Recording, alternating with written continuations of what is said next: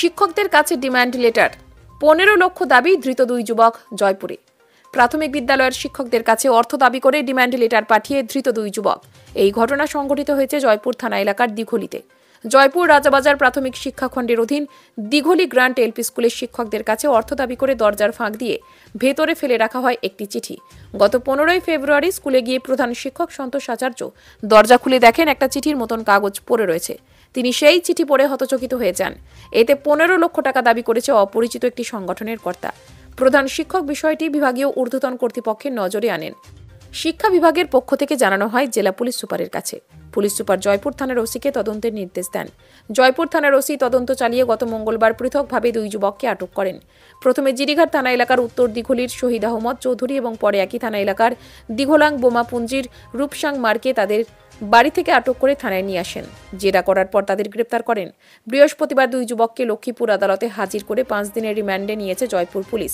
তদন্ত চলছে বলে জানিয়েছে পুলিশ। ব্যুরো রিপোর্ট, নিউজ অবিকল। এজন শিক্ষকৰ ঘৰত তেওঁলোকে এখন চিঠি দিছিলে আৰু চিঠি দি তেওঁলোকে এটা ৰেঞ্চম টকা দাবী কৰিছিলে, ধন দাবী কৰিছিলে। এই চিঠিখন লাভ কৰি গোটেই চিঠিখন আমি অনুসন্ধান কৰিলোঁ।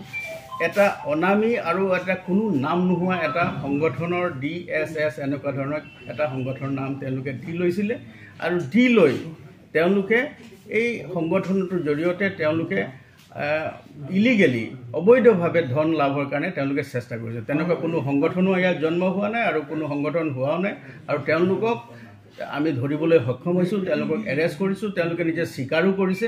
গতিকে বিহিত আইনগত ব্যৱস্থা আমি তেওঁলোকৰ বিৰুদ্ধে গ্ৰহণ কৰিছোঁ, কঠোৰতম আইনগত ব্যৱস্থা গ্ৰহণ কৰিছোঁ।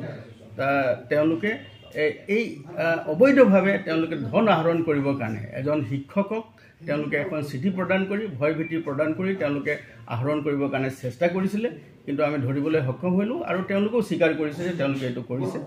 গতিকে এনেকুৱা ধৰণৰ কোনো ধৰণৰ সংগঠনৰ ইয়াত জন্ম হোৱা নাই আৰু এনেকুৱা কোনো এক্টিভিটিজ ইয়াত নাই। ৰিমাণ্ডত লোৱা হৈছে, 5 দিনৰ ৰিমাণ্ডত লোৱা হৈছে।